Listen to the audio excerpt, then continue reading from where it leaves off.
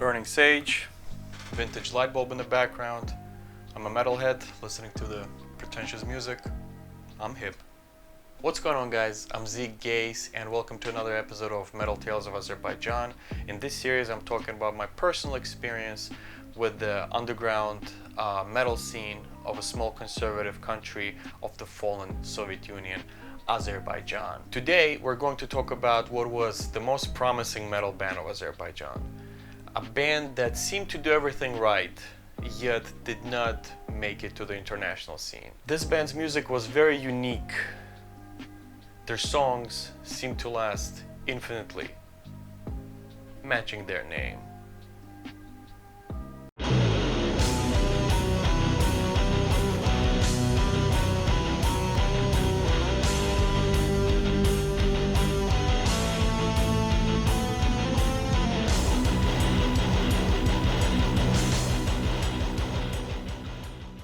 In November of 2005, in the middle of my passions and discoveries of metal music, I heard about a rock metal show that's going to happen in December.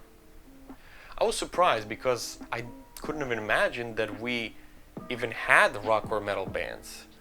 So I was pretty shocked. In fact, I knew nothing about metal or rock history of Azerbaijan. I didn't know any bands that are performing, but I was still pretty excited and I went to the show with my friends. The show started with a band called Sakura. It was pretty good, a little grungy and sad and emo.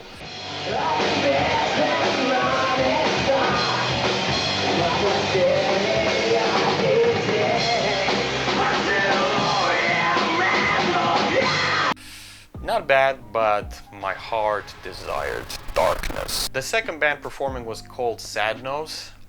It was a pretty good band, and it was an instrumental act that more concentrated on their technical skills.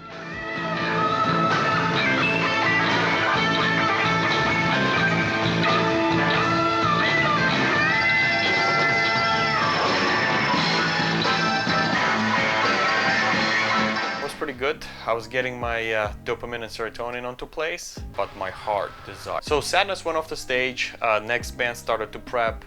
I see some people in cloaks, decorations finally, some dark atmosphere, and I get my hopes up. My friend next to me whispered in my ear something along the lines, "These guys might be heavier." I was excited. My eyes were locked on them. The hall gets darker. The light shines onto the stage. The host screams, 3:14. They start playing.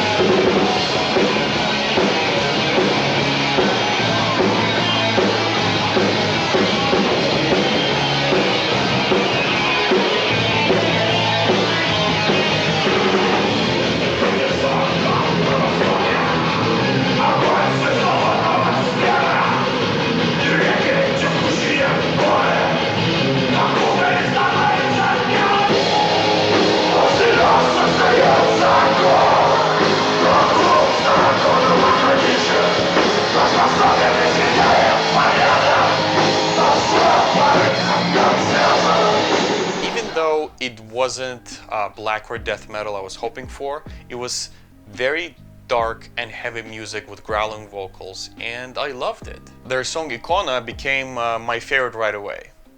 Do I have time to plug it in? Like Ikona, the song, we recorded it recently.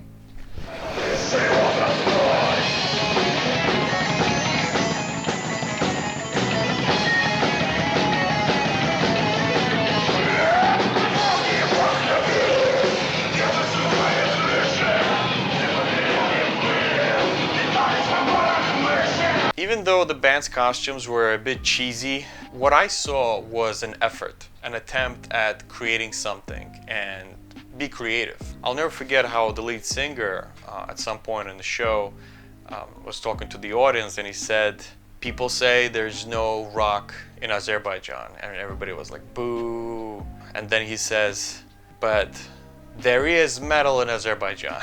You know, and everybody was cheering like crazy. And it's cheesy as well, but again, these guys, they look like they were ahead of everyone else.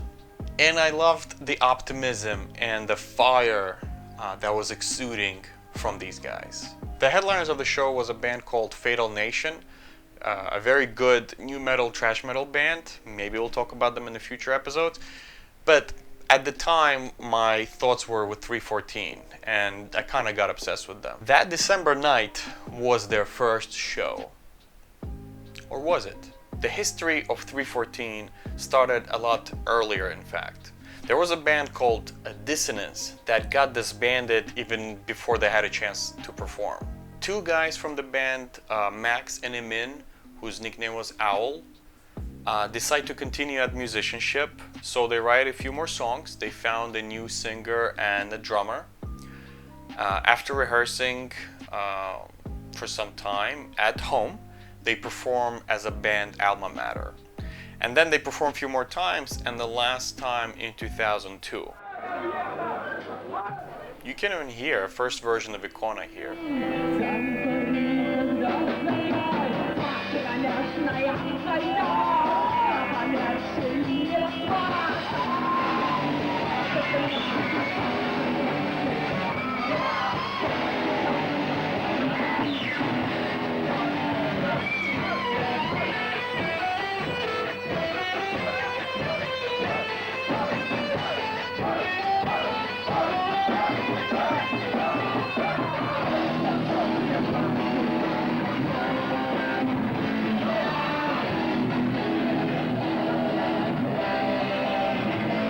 Unfortunately, after that, the two men had to go to the mandatory army service.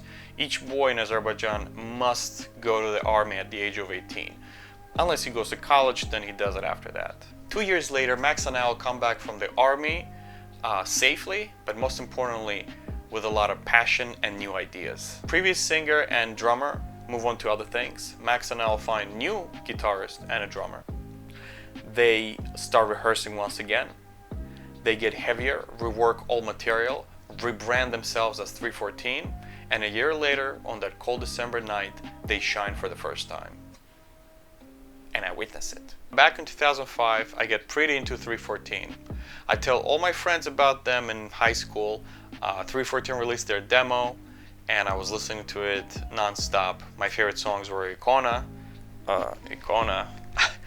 and Egocentrism. A year later, in 2006, there was another rock metal show, and I was ecstatic to see that 314 are performing again. I was super pumped.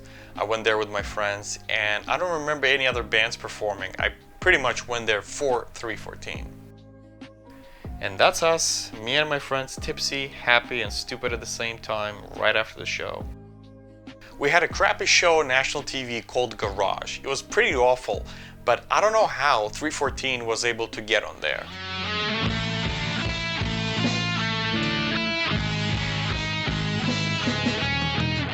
It was unbelievable. The host didn't even know what to do with this thing. Just look at her. Azerbaijan is a really conservative place, and me at the age of 17 couldn't believe this got through Azeri TV. Even today, I have no idea how that happened. Some time has passed, and 314 released their first studio single and released their first music video. The song was great. The music video was... The song was called Deliverance, and it's the first time where Max sings with clean vocals. It's one of my favorite songs. It's a very mature song that grows on you the more you listen to it. But the music video just... Both Max and Owl were big fans of Russian rock. And Russian rock was never sophisticated technically. The biggest merit of Russian rock has always been the lyrics. They are the type of lyrics that really get under your skin and hit the nail in your heart. Even though 314 clearly performed metal, they always gave that Russian rock vibe, even the way they were mixed in the studio. In fact, later on in their career, 314 organized the multiple Russian rock tribute concerts. As I mentioned earlier, we only had rock and metal shows together. So tonally, they were a mess. Sound-wise, they were even a bigger mess. Every band had a completely different sound, so the results were terrible. So in 2007, Max and Owl decide to invest more into sound equipment. They go deeper in learning about sound, and they start organizing shows with, well, metal bands only. And not just any metal, but only death, black, and doom metal. They called these festivals DarkLine. DarkLine shows became famous in the underground world and were an indicator of good quality shows with great sound. DarkLine basically became a movement. Bands only wanted to play at DarkLine shows. Bands like Dunkelheit, Adorn, Yop to Portrait, The Nails, Возмездие become part of DarkLine movement. The Nails especially got very close with 314 and the DarkLine. In 2009, 314 recorded their first studio album and performed their first solo concert. The album was called Неизбежность, which means imminence. It mostly contained new songs. My favorite song, Icona, wasn't on it, but Egocentrism, my other favorite song, was on it. But it appeared to be that it was actually a cover song for another doom metal band, Alastis. The controversy began. Before the album, it was never mentioned that Egocentrism is a cover song. Fans looked more into it and realized that few other riffs from 314 songs are basically riffs from other famous metal band songs. Specifically songs like Forgotten God and Return to the Primordial. What's that word? Primordial. Is that right? Is that right? Return to the Primordial.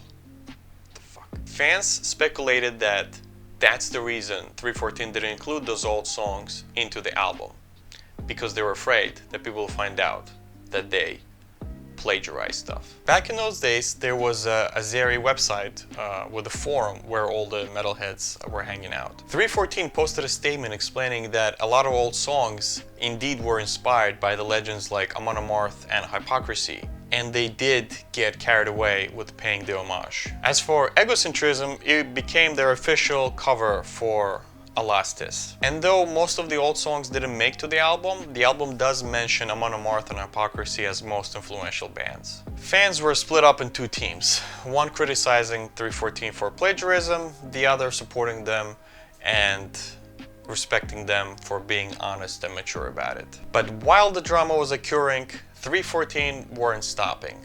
They got on a German metal magazine, Metal Hammer.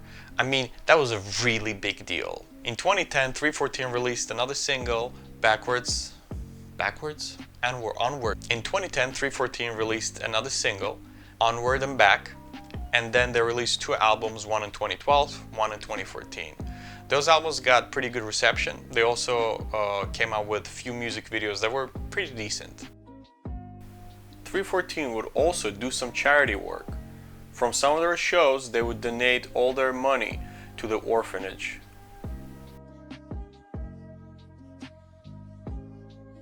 At this point, 314 and DarkLine has performed a ton of shows.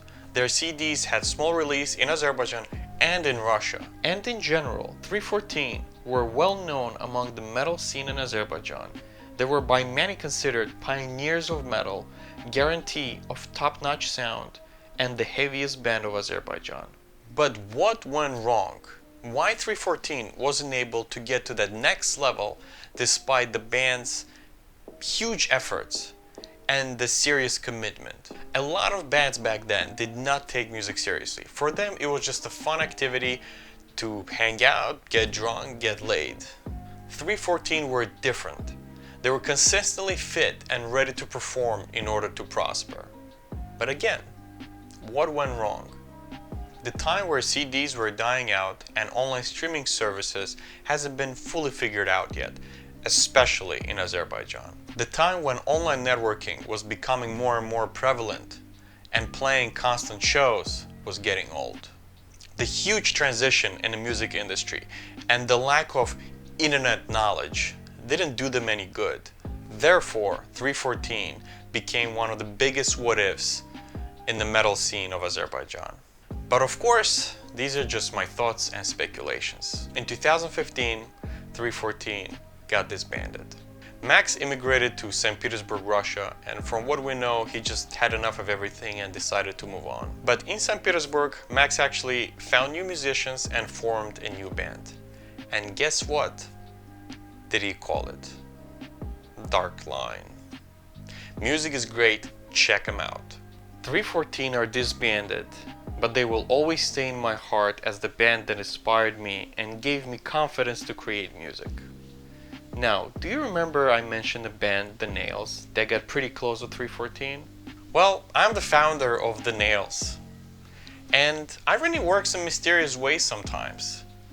In 2005, I was just their fan, and a few years after that, we were performing together on the same scene and were very good friends. In fact, my favorite song that was never recorded, Icona, we recorded it with Adorn 16 and DarkLine, and officially it's the cover of 314. Hope you guys like this episode of MTA.